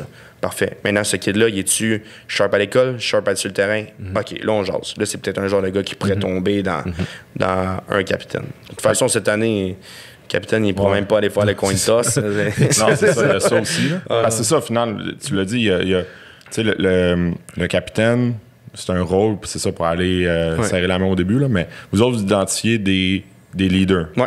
C'est les coachs qui le font? Ouais, puis je pense que j'ai eu des places où on faisait voter les joueurs, puis ça revenait souvent à la même affaire qu'on tombait avec les mêmes résultats que les coaching staff. C'est important de prendre le pouls de l'équipe aussi, des plus vieux. Mais la réalité, c'est que le capitaine que tu vas nommer, tu n'as pas besoin d'avoir au hockey le C sur le chandail pour parler ou whatever. Non. Le capitaine, c'est quoi? C'est lui qui va prendre la décision sur le terrain pour la pénalité si l'arbitre te demande pas ton avis. C'est ça un capitaine. Là. Je veux dire, si tu as vraiment besoin d'un C pour te sentir important dans une équipe, t'es pas un capitaine. C'est pas les joueurs qui votent, c'est pas les. c'est vraiment, ça revient en premier à vous. Là. Exact. Yep. Okay. Cool. Non, man, c'est ça. Y a pas, je pense que ça revient à ça. Là. On en a parlé avec d'autres invités, là, mais ça revient à trouver la manière pour cette cohorte-là, cette année-là. Absolument. Est-ce que vous avez déjà pensé, parce que moi, j'y ai déjà pensé, là, puis je l'ai jamais fait, mais est-ce que vous avez déjà pensé, pas imposer, mais inclure des... j'allais dire des capitaines là, ou des leaders plus, là, de première, deuxième année dans le but d'avoir une continuité, de ne pas perdre tes leaders tout le temps, tout ton groupe de leaders à chaque année. Ben, si le kid de deuxième année a compris comment ça fonctionnait, why not? Tu sais, je pense à Chris Beaulieu. Chris, à sa deuxième année, il était capitaine à Saint-Jean, tu sais. Puis d'avoir connu le kid l'année passée à sa troisième année, j'en doute même pas que ce gars-là, à sa deuxième année, Il était capable. il était capable. Ouais. Tu sais, puis il y a des gars comme ça à leur deuxième année, puis je pense que c'est un âge où c'est tough parce que t'as des gars de 17, t'as des gars de 21, tu sais, t'as des gars de première puis des gars de quatrième année. Puis peut-être des fois, le gars de 17 sera pas game de prendre sa place. Puis peut-être là, après ça, à sa deuxième année, là, il est game, il a pris de la confiance, il a pris de l'assurance, tout d'un coup, il est sur le terrain, puis là, il est plus loud, ben go, tu sais. Puis c'est quoi, si t'es là pendant 3 ans, parfait. Mais, tu sais, on change pas la recette. Processus, c'est important. Si tu le vois, là, tu sais, si mettons le gars il est jeune, tu le vois qu'il est comme il irait, mais il a pas il a peur de s'imposer. Tu sais, est-ce que ça s'enseigne le leadership? Est-ce que tu peux même tu peux dire hey, ce gars-là, il est jeune, là en ce moment, il est peut-être un peu intimidé, il est pas dans son élément, il est en zone d'inconfort. Justement de dire on va l'inclure dans le groupe de leadership dans le but de Tu peux le prôner, en tout cas, je pense. Ouais. Tu peux te donner des méthodes de travail, des leadership class, là, ou faire en sorte que tu mettes tout le temps ton équipe en mode compétition, mais en sous-groupe. Puis là, à un moment donné, c'est drôle, là, ça ressort, parce que là, ils sont en petits sous-groupes, ils sont moins gênés, il n'y a pas 75 joueurs autour d'eux autres. Puis là, c'est comme, OK, là, j'ai vu ce que je voulais voir de telle personne, tu sais. Puis là, ben, après ça, ben, il prend plus de place, plus que le groupe il devient gros. Fait que, tu sais, ça, c'est une chose. Après ça, tu sais, justement, les leadership class que tu peux te donner durant l'hiver, là, tu sais, gros fan de ça. Gros fan. Puis je pense que ce qui est cool aussi, puis c'est le head coach de TCU, j'oublie son nom live, que à la fin de chaque année, il y a comme un gros chart qui rencontre le kid. Puis comme, on va dire les vraies affaires, toi et moi. Puis c'est 15 points. Puis tu parles, je parle sur les mêmes points. Puis on jase. Puis à un moment donné, t'arrives au point de leadership, puis le kid va te le dire direct là, tu sais. Moi, je suis zéro à l'aise, là, JP. C'est pas mon rôle, puis je suis pas capable de parler devant le monde. Mais le point d'après, c'est quoi? C'est qu'est-ce que tu es prêt à faire pour rendre cette équipe-là meilleure? Puis là, tu viens peut-être de toucher une corde où ce que le kid, ben, c'est zéro un gars vocal. Mais c'est un gars, par exemple, par l'exemple. Puis quand ça va être le temps de s'assurer que les gars sont au gym, il va le faire. Quand ça va être le temps de s'assurer que les gars sont sharp pour période d'études, ça, il est correct pour le faire. Mais sur le terrain, il ne serait pas capable. Là, tu viens d'avoir différents types de leaders dans ton équipe. Puis ça, c'est hot. Ouais. Parce que le leader, c'est pas tu l'as dit, là, c'est pas celui qui parle nécessairement. Là. Ouais. Si tu arrives au point du leadership et dis hey, moi, je suis pas capable de parler. Mais après ça, tu te rends compte que il est bon à l'école, il donne le bon exemple. Il est peut-être un leader puis il s'en rend même pas compte, tu sais. Yep. Ouais. C'est ça. T'en avais-tu une? Ouais, mais toi qui n'as pas de saison. Ouais, Hey, c'est non, ça, je m'en allais. Dis-moi pas ça. Ben, OK, mais regarde. Mettons qu'il y a une saison collégiale, puis il n'y a pas de saison juvénile. Il n'y a pas de saison scolaire secondaire. Ouais. Parce que il y a des parents qui, entre autres, nous avaient demandé de te demander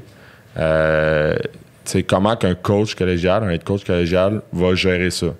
Comment qu'il va rassurer parce que le gars, s'il n'y a pas de saison secondaire 5, il ne refera pas son secondaire 5, il va avoir skippé une année. Là. Absolument. Comment vous allez dealer avec ça? Comment vous allez rassurer le jeune? Est-ce que vous avez peut-être même commencé à y penser? Ben, on l'a fait un peu, justement, en temps de pandémie, justement, c'est commencer à rentrer en contact avec les coachs en chef. Puis, tu sais, avant même qu'il y ait des camps de printemps, on voulait avoir un input sur c'est qui ces gars-là, tu sais. Comme, parle-moi donc de lui, tu sais. Au-delà du joueur de foot, là, tu sais, oui, il y avait des questions au niveau de ses capacités physiques, ça, c'est correct. Mais à un moment donné, il y a au-delà d'être un joueur de foot, c'est tes capacités à être comme un individu dans... Est-ce que tu es prêt à arriver et travailler? Est-ce que tu es prêt à être est-ce que tu es un bon teammate? C'est ça que je veux le savoir. Puis comment ça va à l'école? Puis là, on dresse un portrait global tranquillement là-dessus. Fait que s'il n'y a pas de saison, je pense que c'est la job de tous coachs collégiaux de s'assurer que quand le recrutement va commencer, tu es au courant de c'est qui les bons kids dans la province, c'est qui les bons teammates, c'est qui les bons athlètes selon leur coach. Si on parlait tantôt de l'importance de rentrer en contact, je pense que ça, c'est important. S'il n'y a pas de saison, j'ose croire qu'on va avoir une façon de faire en sorte qu'on va pouvoir parler aux kids, voir les kids en action, puis durant l'automne. J'espère qu'il y a du monde, c'est pas moi qui va voter, là, mais j'espère qu'il y a du monde au RSEQ, peu importe, qui vont dire, savez-vous quoi, le cadre de référence cette année, on peut peut-être le changer, puis s'il n'y a pas de saison, vous allez probablement rouler des entraînements aux affaires comme ça, ben je vais peut-être être en mesure de me déplacer, venir parler à l'équipe, puis de rencontrer l'équipe, puis dire, je peux pas croire que ça va partir au mois de novembre, si, mettons, il n'y a pas de saison, knock on wood, là. S'il n'y a pas de saison, je peux pas croire qu'on va rouler le même type de recrutement au mois de novembre. J'espère pas. Déjà que je trouve que c'est difficile là, pour les jeunes puis pour les parents au mois de novembre. J'espère que s'il n'y a pas de saison, on va trouver une méthode, une façon que on est en mesure de recruter pas un numéro, là, comme un individu avec des besoins particuliers, puis vraiment à chaque personne. Fait que c'est ça. Non, ça va être... Pour d'ailleurs, on ne le souhaite pas, là. Mais si je veux pas...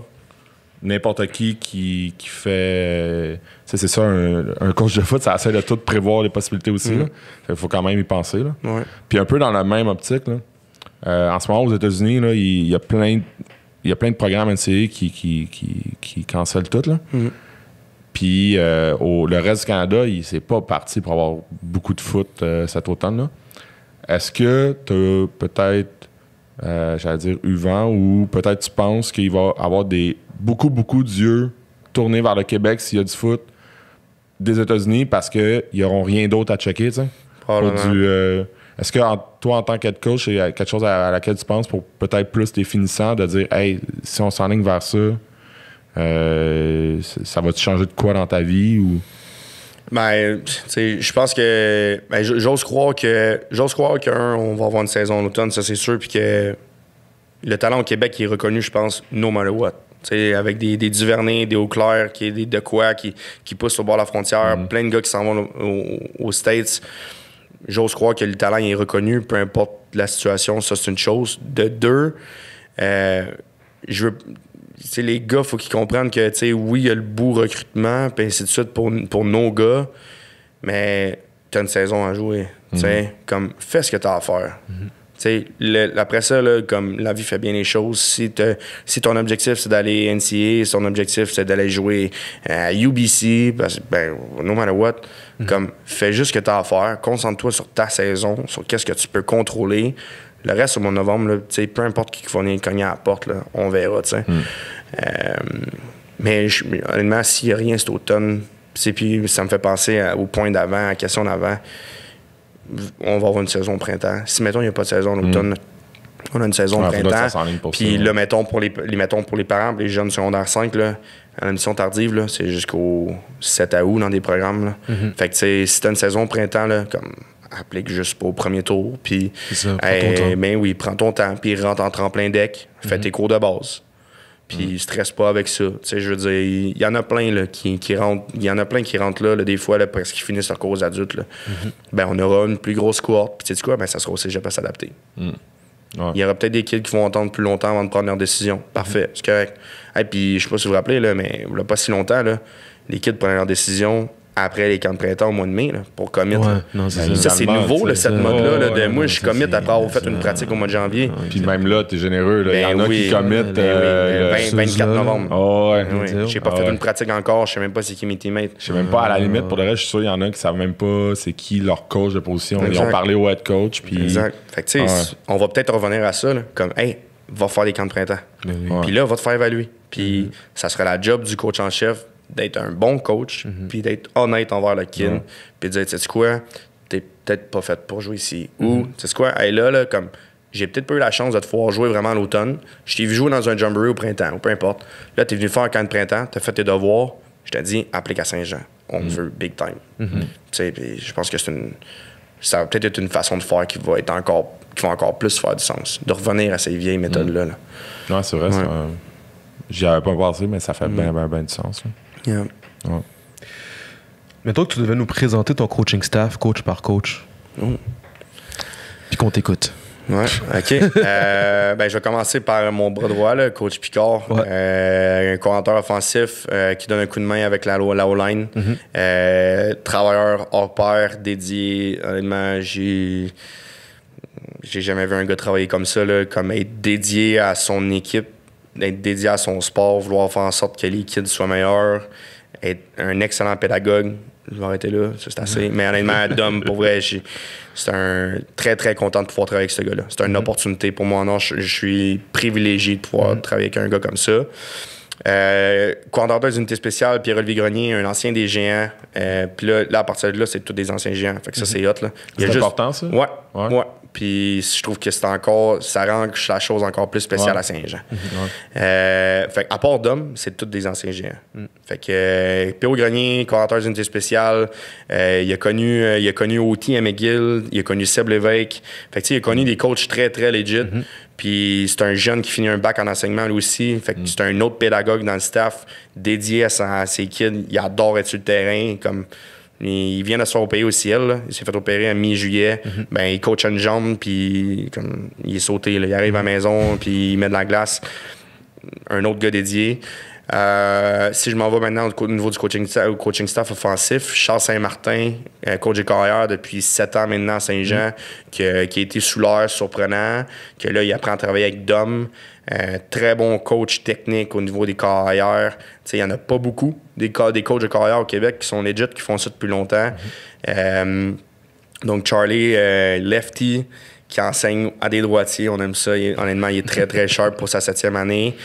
Coach G-O-Line, JF Ostigui, c'est un gars c'est un ancien géant, lui aussi, il a joué à Laval, il a eu des shots pro.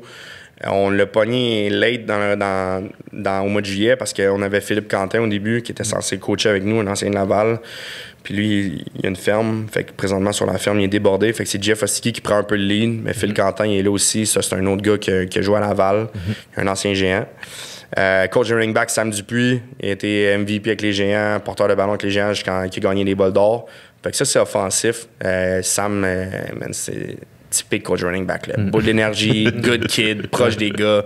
C'est comme, si j'imaginais un coach running back, c'est lui. Il fait des backflips. Je le connais comme ça aussi. Il fait des backflips sur le terrain, là, comme parfait, c'est ça.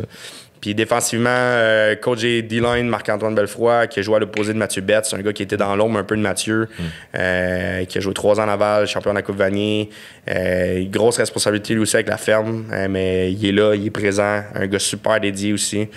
Un ancien géant aussi. Son frère, est encore là? Ouais, 3e année, Benjamin. Il coach son frère? Ouais, wow. C'est drôle. Puis j'ai jamais vu un gars aussi tough. Puis tu sais, souvent, c'était même pas une question. Là, puis c'était dans les meetings, là, ça a même pas été le marquant comme ton frère, comme oublie pas. Non, c'est quand t'entends marquant lever le ton, tu t'en revires. C'est le numéro 9 qui vient de finir la rep. T'es comme, OK, c'est bon, parfait. I like it. Puis Phil Gagné, coach des Backers, un ancien des Géants, un gars des Loups, qui a coaché aux Loups aussi. C'est un gars qui finit, qui est en finance à l'université. C'est un gars qui m'aide avec les Backers. Fait que, hey, pour faire un gros résumé de ça, là, j'ai lancé plein de noms. Là, j'en ai décrit quelques-uns. C'est tous des gars qui ont G sur le cœur. Ce logo-là, là, ça fait 51 ans que ça existe. Puis c'est tous des gars qui sont fiers de où ce programme-là est rendu. 11 bols d'or en Division 2. OK. Là, on est rendu en Division 1. Puis ce programme-là en Division 1, au début des années 2000, là, je pense que c'est 4 victoires en 3 ans, on va faire comme ça. Ça allait pas bien. Puis là, c'est comme, hey, on réussit. Il n'y a pas de bâton dans les roues. Là. Ça roule à notre vitesse. On bâtit quelque chose de bien. Puis c'est tous des anciens qui sont fiers de leur donner du temps. Puis c'est pour ça qu'ils sont. J'ai souvent dit le mot dédié. Là. C'est vraiment ça. Puis moi, comme coach en chef, c'est facile de rouler ça. Hey, j'ai oublié Marc Rémillard. Marc Rémillard, coach des receveurs, je les ai pas nommés. Marc Rémillard, coach des receveurs, un ancien de Laval. Lui, c'est une grosse business. Puis Marc, quand j'ai parlé d'un gars qui travaille fort, puis qui vient, puis qui aime ça, j'ai tout de suite pensé à Marc. Yeah. Fait que ça, c'est notre coaching staff. Il y a beaucoup, tu l'as dit, on a commencé avec ça, mais il y a beaucoup d'anciens Laval. Là. Ouais. C'est fou. Là. Moi, ça, à toutes les fois, tu vois, t'en as plein que je connaissais pas. Là. Ouais, c'est fou. Fait que c'est le staff. C'est le moment. On arrive au dernier quart de l'entrevue. OK. Fait que c'est un truc qu'on a commencé récemment. C'est pas très compliqué. Il reste 15 minutes à j'allais dire l'entrevue, mais c'est pas vraiment l'entrevue. Mais il reste 15 minutes à la discussion. Il y a des questions à l'intérieur du bocal. C'est pas Grégory Charles qu'il faut jouer des tonnes au piano. Là. Non, c'est ça. Non, exact. C'est un peu moins humiliant. C'est moi qui pige. Mais en fait, avant de commencer, tu vas piger, tu vas lire les règles. Il y a des règles. C'est 15 minutes. quand tu piges la question, tu y réponds, le temps commence. Mais si tu piges une question, tu y réponds pas tout de suite parce que tu veux laisser écouler le temps comme en fin de match. OK, c'est bon. Le temps roule pas. OK, parfait. C'est quand tu réponds à la question que le temps roule. Ah, damn, OK, j'ai l'impression. Oh. Là, ça continue dans le temps, ça? Okay. Pas encore. All right. Joueur le plus underrated. Avec qui j'ai joué, je vais y aller avec deux choses, parce que j'ai deux noms tout de suite qui m'ont venu en tête, deux D-line. Vincent Desjardins, avec qui j'ai joué, c'est un gars, tu sais, il joue pro, là. Mais tu sais, tout le monde parlait de Mathieu Betts, mais yo, Vince Dage, dans le centre, il brassait du monde, puis il jouait du gros foot, puis on a, tu sais, il y a eu un... Tu sais, on l'a reconnu, il joue pro, mais on n'en a pas assez parlé, je trouve. C'est un méchant bon joueur de foot. Puis un gars que j'ai coaché, qui arrive à l'Université Laval cette année, c'est un finissant du Montréal, David Aubé, un autre D-line. Et tu sais quoi, je suis convaincu qu'il y a bien du monde qui ne savent pas c'est qui, puis je suis convaincu qu'ils vont savoir c'est qui. Il y a méchant bon kid. Il y a un documentaire sur le noir et rare là, sur YouTube, puis ils l'ont mis de l'avant, lui, justement. David, tu sais, David, c'est fou, là. Lui, il a fait ses 2 premières années comme D-line. On avait un besoin sur la O-line à sa 3e année. Il a joué centre. Il était sur l'équipe étoile comme centre. Puis à sa 4e année, il est retourné sur la D-line. Puis il doit avoir fait équipe étoile, MVP défensif. Ça m'étonne pas, là, mais... Ouais. Moi, je l'aime, cette question-là, parce que à toutes les fois, les coachs, surtout les coachs, disent la même affaire. Le gars, il est bon. Tu sais, underrated, ça veut pas dire pas bon. Souvent, il est très, très bon. Mais parce qu'il y avait un autre gars super bon ou personnalité, il n'a pas eu assez de reconnaissance. Mais underrated, il y avait beaucoup de personnes, je pense, qui pensaient que c'était des gars. C'est quelqu'un qui, tu sais, correct, mais souvent, c'est des très, très, très bons joueurs. Ouais, absolument. Ouais. Absolument. Ouais, qu'on parle pas assez. Donc, on y va à la prochaine question. Championnat préféré. Tough. Je vais dire...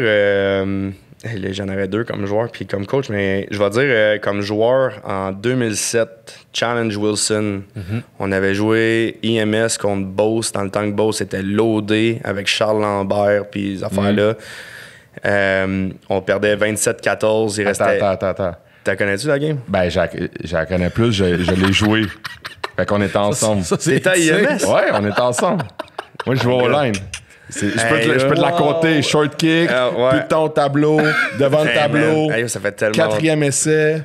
Puis après, les gars qui tapent à terre. Ouais, mais vas-y, je te laisse. Non, tu vois, le monde est petit. Ouais, le monde est petit. C'est avec Gab Cousineau qui Gab Cousineau qui Vas-y. La O-line, Marc Glaude, puis tout. Il y en a un super bon groupe de joueurs à IMS. On perd 27-14. Tu sais, Beauce, il nous donne une claque, là. Puis il manque leur PAT pour faire 28-14 à la fin de la game. On pogne le ballon, il reste 1 minute. On score, il reste 1 minute 7. Bon, on score l'avant-dernier touché. On a fait le kick-off. 27-21, il restait 1 minute 7, c'est ça? Non, 27-21, je te jure, parce que je l'ai rechecké, il restait 47 secondes. Puis là, on fait short kick. David Sikera qui tape la balle in bounce. Puis je pense que c'est Michael Davidson qui la pogne, qui ramène ça à la ligne de 1. C'était un touché, là. Ils l'ont mis out of bound à la ligne de 1. Ouais. Ça a pris 4 essais. On a scoré avec 0 secondes sur le clock. Fait que là, c'était 27-27. Puis il fallait faire le PAT pour gagner. Puis on a gagné 28-27. Ouais, fou raide. Voir, OK, ben, tu vois, c'est le monde est ici. IMS 2007, man. IMS 2007. Insane. Ouais. Prochaine question. Où serez-vous dans 5 ans? Man. J'ose croire, entraîneur en chef d'une des meilleures équipes en Division 1 au Québec. Je veux pas commencer à parler de championnat, peu importe. Je veux juste dire, je suis entraîneur en chef au Géant de Saint-Jean. Puis on a mis notre pied à terre. Puis on est dans le haut de ce classement-là. Big time. Ouais. Excellent. On te le souhaite. Vraiment. Merci, c'est vraiment gentil. Quel genre d'élève étiez-vous et quelle était votre matière préférée? Bon, ben, j'étais vraiment bon en éducation physique. Puis quel genre d'élève étiez-vous? Je sais pas, un goofy guy, là. pas trop sérieux, qui fait pas trop ses affaires à jour, mais qui se débrouille bien quand même, puis qui essaie de faire rire tout le monde, mais qui des fois qui était pas super drôle. Ouais. Fait que, ouais, j'étais genre de. Mais j'étais bon en éduc. J'étais bon en ça. Est-ce que tu te faisais remarquer par la direction ou tu étais quand même capable Non, de pour vrai, passer sous le ma radar? maman était enseignante, fait que. Ah, ok. Fallait que. Ouais. T'étais à sa limite, là. T'étais Ouais. pas celui qui était Non. dérangeant. Tu savais était où la limite. Ma maman était enseignante, Ah, fait qu'il ouais. fallait pas que la direction Ah, appelle, sinon non, c'est c'était pas bon. Si vous pouvez changer une chose à votre sujet, que choisiriez-vous? Une chose à mon sujet. Hey man, j'aime dormir. Ah, puis comme head coach, là, des fois, c'est comme le cadran, il sonne à genre 6h30, 7, puis là, c'est snooze. Honnêtement, j'aimerais ça être en mesure de faire des nuits de 5 heures, puis d'être capable de me lever. Ça ferait en sorte que je serais. Tu sais, je dis pas que je passe mon temps à dormir, là, c'est Non, pas ça que je dis, non. mais non, j'aime tellement dormir, puis tu sais, c'est une affaire que. Tu sais, vivre le jour présent, des affaires-là, des fois, comme je me lève le matin, puis comme blesse, tu sais, comme let's go, lève-toi, là, c'est parti, puis. Ouais. Fait que non, je dirais ça. Mais c'est Non, plus le fun de se lever quand tu fais ce que t'aimes aussi. Ah, hey, Ça, je on m'en va vais se pas le dire. travailler le matin. Non, là. c'est ça, Je m'en vais vraiment pas travailler le matin. La meilleure game. Bon, mais là, j'aurais parlé d'IMS dans le temps. Meilleure game. That's a tough one. Meilleure game. Géant de Saint-Jean, 2011. Match d'ouverture du stade qu'on a là présentement. On joue les Titans de Limoilou, que c'est leur, si je me trompe pas, c'est leur première ou leur deuxième année en division. Leur deuxième année en division 2. Puis déjà là comme, tu sais, ils étaient très legit en Détroit, ils sont montés, ils ont fait de quoi de bien leur première année en 2010. Puis là, 2011, on sera en troisième overtime. Comme c'est fou raide, il fait 40 dehors au mois d'août. On a gagné. Puis ça a été une game spéciale, ça. Et qu'on était magané après ça. Tu sais, 3 overtime là, en Non, defense. c'est ça, exact, ben ouais. Prends un game de l'année, puis t'es Prends un game de l'année, t'es banged up. Là, t'es Ça comme... va pas bien. Hein? Ouais. Qui était ton athlète idole quand tu étais plus jeune? Ray Lewis. Man, Ray Lewis, c'était comme le Mike Backer par excellence dans le temps. C'était...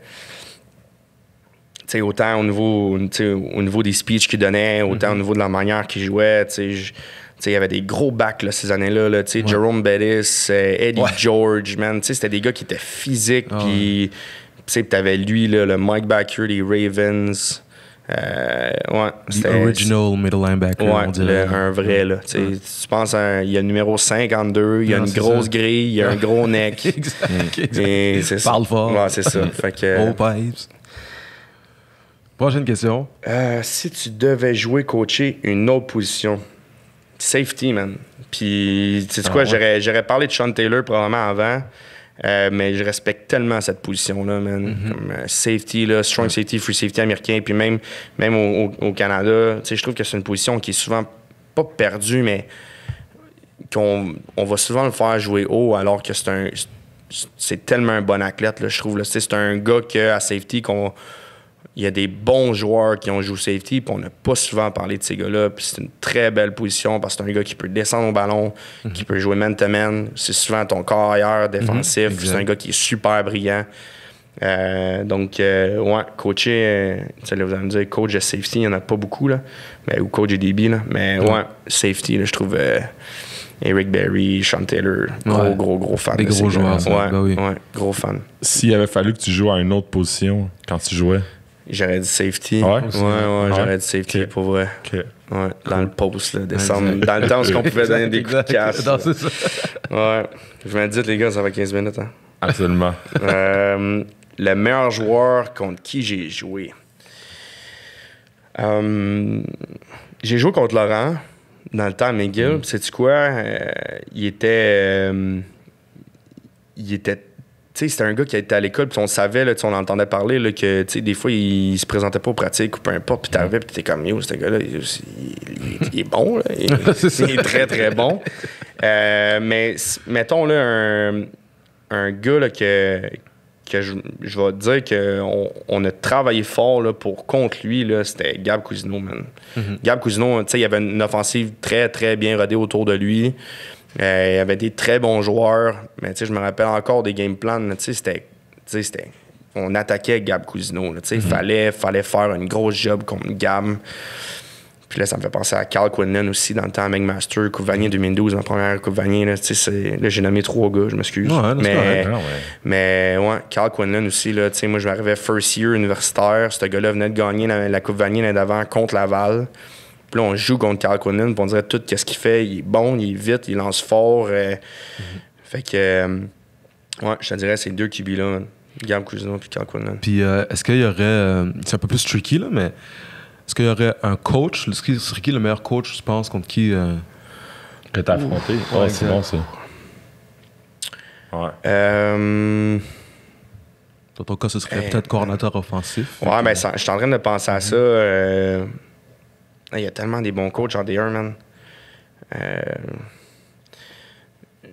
J'ai un gros respect pour ce que Pat Boy fait. Gros respect pour ce que Pat Boy fait. Je pense que c'est un gars qui à Garneau. Ouais, à Garneau. Un gars qui il a roulé sa bosse. Puis, tu sais, offensivement, cette année, c'était pas lui qui avait comme des 5-stars partout à toutes les positions. Mais, tu sais, comme, hey, faut que je travaille, là. Comme, je m'installe le lundi, là, je break, puis je suis comme, OK, il y a ça. Ouais, c'est ça. Ouais, honnêtement, puis on était censé jouer le 22 contre, commencer la saison. Fait que, tu sais, c'est comme, il a pas un match à la saison, que, tu sais, t'as pas de film, il a fait quoi cet hiver? Tu sais, j'en ai fait du film cet été, là, puis j'étais comme, OK, là, on va essayer de garder ça simple, puis on verra ce que ça va donner, là. Mais ouais, Pat, honnêtement, c'est un beau défi de coach. Big time. Good. Prochaine question. Une règle que vous changeriez, ajouteriez ou enlèveriez au football? Ouf. Hey, c'est tough, ça. Changer, ajouter, enlèveriez au football. Pas nécessairement les 3, un des 3, tu sais. Le 3 essais au football canadien. Mets-moi ça à 4 essais. Ouais, s'il vous plaît. Mets ça à 4 essais, puis bon, comme... c'est le vrai sport, là, on va arrêter de dire. Tu sais, je veux dire, comme c'est cool, là. C'est cool parce que, tu sais, c'est air it out, puis il y a plus de passes, puis... Ben... Je suis convaincu que être du football canadien universitaire, mettons, je pense tout de suite, là, une game Rouge-Or, Carabin, puis j'enlève rien aux autres universités, là, à 4 essais... Ce serait insane, là. Yo, ça grind, là. Comme ça brasse dans le pit, puis tu joues pas les mêmes systèmes de jeu. T'as tes athlètes qui ont des différents rôles. Ça, honnêtement, je trouverais ça nice. Tu garderais le terrain canadien, tu gagnerais, c'est ça. Le but, avec les motions, ça, c'est comme... Pour vrai, je trouve ça bien plus nice, d'avoir de 4-1 à 23 ou peu importe, t'sais. Mais même ça, 4 essais, là, puis... Tu peux continuer à air it out avec la largeur du terrain. Là, exact. Mais quand tu décides de prendre la balle à 3 backs, là, si tu veux, exact, là. tu peux le faire. Là. Exact. Puis, tu sais, toujours. On va arrêter là. Moi aussi, je trouverais ça cool. On y va, prochaine question. Il y a des kickers qui seront pas contents. C'est ça, mais... Tout mon amour, tout mon respect à Boris Bédé, man. Exact. En quoi crois-tu? Hey, les gars, vous avez des bonnes questions, man. En quoi je crois que la vie fait bien les choses? Que tout est une question de timing, que la vie fait bien les choses, puis que des fois, c'est force rien, man, puis laisse les choses aller, puis... Là, ça va sembler un peu plus philosophique, là, mais est-ce que tu crois en le fait que les gens ont une destinée? Je pense que tu fais ta propre destinée. Ouais. Les choix que tu fais vont avoir un impact sur la vie que tu vas avoir. C'est le bon vieux karma, là. Have a good karma. Puis, tu sais, crois, la vie fait bien les choses, man. Puis tout est une question de timing dans la vie. Tout est une question de timing. Ouais. Fair enough. That's it. On y va, on continue. Erreur qu'une recrue peut faire. Pas regarder son playbook. Ouais. Bon, next question. Apprends tes jeux. Exact. Je suis d'accord avec ça. Meilleur livre de foot. How Good You Wanna Be, Nick Saban. Ouais. How Great You Wanna Be. Gros livre. C'est beaucoup de son parcours de LSU là, qui en parle dedans. Mais très, très bon livre. Très, très bon livre de foot. T'en as-tu lu beaucoup pendant la quarantaine? T'en as-tu profité? J'ai clenché ces 2 livres. Nick Saban, Above the Line de Urban Meyer. Match Quarters de Cody Alexander aussi, pour toutes les DC là, qui veulent un peu sortir un peu de la base du foot canadien, puis peut-être apprendre un peu comment le foot américain roule, puis être capable de l'appliquer sur du football canadien.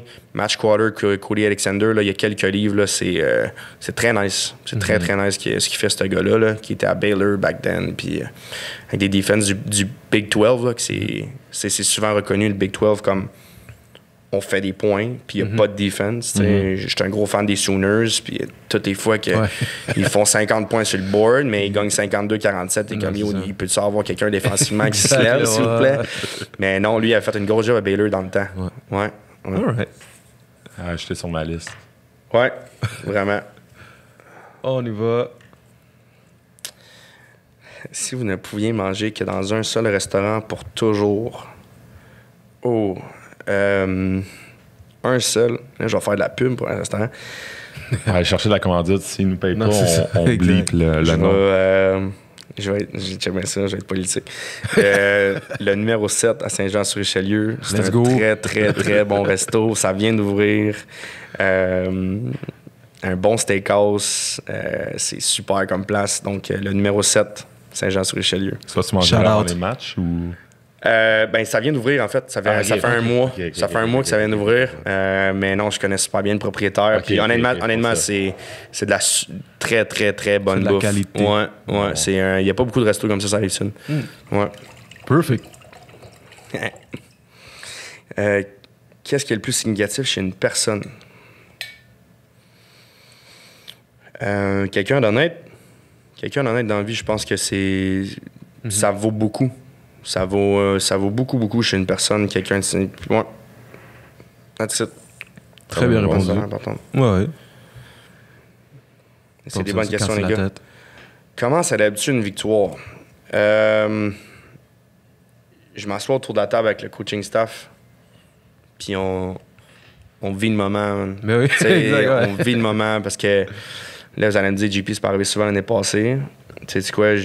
Mais on les a vécus, ces moments-là. Parce que célébrer une victoire, là, je veux dire, que ce soit 1-9, 3-7, 10-0, faut que tu célèbres parce que tu as travaillé trop fort pendant la semaine. Tu as travaillé trop fort pendant la semaine. Puis surtout avec le coaching staff qui est pas nécessairement à temps plein, genre apprécie le moment avec ces gars-là. Parce qu'on fait ça pour ça. T'sais, on fait pas. Tantôt, je disais, on fait pas ça pour pas perdre. Ouais. Tu fais ça pour gagner en bout de ligne. Apprécie la victoire. Là. Exact. Ouais.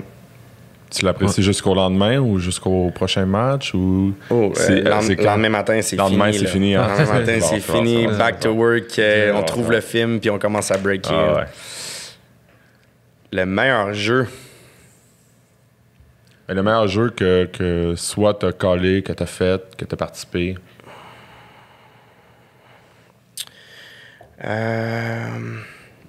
Corner Blitz cette année, Nicolas le sort. Ouais, j'ai vu ça. Contre Garneau, justement. Contre Garneau avec un waggle-in du numéro 6. On dirait comme tout était bien aligné. Là. Comme Nick qui s'en venait en press, Corner Blitz, rookie quarterback qui venait d'embarquer dans la game. Play action, tourne son dos, puis Nick est arrivé, blindside, whack, fumble, recovered ballon en ligne de 5 ou 10. On a lancé un pick six après, mais ça, c'est autre chose. Mais non, c'était cool, ça. Ça a mis des big plays, là. Des big plays, là. Tu coaches pour ça, tu sais. Exact, oui. Tout le monde saute sur le banc, tout le monde court sur le terrain. Là, t'es comme... Sideline. Mais t'es yes! Tu as tellement travaillé aussi, ça dure 5 secondes, mais tu sais que tu l'as travaillé pendant... C'est le genre de jeu que, tu sais, c'est comme un free safety blitz, peu importe. Là, tu colles pas ça 25 fois dans une game. Là. Exact. Quand ça arrive, que ça marche, t'es comme... exact. Gros timing. Autre que le football, comment passes-tu ton temps? Moi, en fait, le football, c'était mon deuxième sport. J'étais un gars de hockey avant. Puis, je suis gros fan de hockey. Je dirais pas le golf parce que je joue encore en haut de 100. Fait que pour moi, je passe pas mon temps, je m'en vais piocher les balles. Puis, j'aime pas encore assez le golf pour dire que c'est un passe-temps. Là. Mais ouais, le hockey, big time. Big time. Fais-tu 15 minutes? On attend une dernière. C'est comme au football. S'il reste une seconde, on a le droit à un dernier jeu. Parfait. Projet de quarantaine. Retravailler. retravailler le playbook. Vocabulaire, assurer de rendre ça plus simple. Avoir une meilleure défense qui est plus sound, rendre ça encore plus comme ça, simple pour les kids, facile à exécuter. Ouais, ça a été un gros projet, ça. Gros projet. C'est ça que beaucoup de coachs ont fait, je pense aussi. Ouais, puis c'est là que tu t'es rendu compte à quel point on aimait le foot au Québec, je pense. Ouais. C'est quand ça a parti, là, tu sais, Football Québec, RSEQ Montérégie, les podcasts comme ça, tu sais, c'est tous des projets de quarantaine, là, je pense, tu sais. Ben, tant mieux, man. Tant mieux pour vrai, parce que c'est une petite communauté, man, puis je pense qu'il faut la reconnaître. Il faut être en mesure de la reconnaître, big time. Ben, c'était la dernière. C'était la dernière. Bien, ça. Pour conclure, je vais te demander de regarder la caméra et de compléter la phrase. Celle-ci. Celle-là, OK, parfait. Tu dois compléter la phrase. Je m'appelle Jean-Philippe Bégin et je suis. Je m'appelle Jean-Philippe Bégin et je suis un passionné de football. Jean-Philippe Bégin, entraîneur-chef des Géants de Saint-Jean. Merci beaucoup. Merci à vous autres, boys. Un moment avec nous. On finit ça comme ça? Ouais, on finit ça comme ça. Merci tout le monde. Merci. Fait que là, Olivier, on a fini un épisode. On vient d'apprendre le parcours d'un des acteurs du football au Québec. Puis moi, je me demandais comment on peut nous encourager à continuer à faire des podcasts sur le football au Québec. Ben, peu importe la plateforme sur laquelle tu nous écoutes présentement, si tu nous écoutes en vidéo en ce moment, subscribe sur notre page YouTube. Ça, c'est un des bons moyens de nous encourager. Sinon, si tu nous écoutes en audio présentement, peu importe la plateforme, Apple Music, Spotify, Google Podcast, si tu peux simplement t'abonner à notre podcast dans ton timeline, dans ton feed, mettons, de podcast, ça aussi, c'est quelque chose qui peut nous encourager si tu es capable de nous laisser savoir ce que tu penses publiquement de ce qu'on fait en commentaire, peu importe ce que tu en penses. Ça aussi, c'est quelque chose qui peut vraiment beaucoup nous aider. Sinon, dans le lien, dans la description ci-dessous, on a aussi parti un Patreon. On a des choses, on a des nouveaux projets qui s'en viennent, des nouveaux projets excitants qui s'en viennent. Ça aussi, c'est une manière de nous encourager. Tout est la bienvenue. Et puis, qu'est-ce que tu rajouterais, Pierre? Mettons, moi, là, j'ai un invité que j'aimerais entendre au podcast. Est-ce que je peux nous envoyer un commentaire? Absolument, que ce soit sur Facebook, que ce soit sur Instagram, Prélude Football. Tu nous envoies un commentaire. On les considère pour de vrai. On reçoit beaucoup de bonnes questions souvent quand on met des trucs dans nos stories. Donc, n'hésitez pas à reach out, n'hésitez pas à nous proposer des invités, n'hésitez pas à nous proposer des questions. On est ouvert à ça. Tu penses à ça, hein? Plein de manières de nous encourager gratuitement, qui vont prendre une fraction de seconde de ton temps. Pour ceux qui veulent encore plus nous encourager, nous supporter de façon un peu plus payante. Mais tout ça dans le but de faire connaître le football au Québec. Ça ressemble pas mal à ça. Ça ressemble à ça. Merci les amis d'avoir écouté jusque-là. À la semaine prochaine.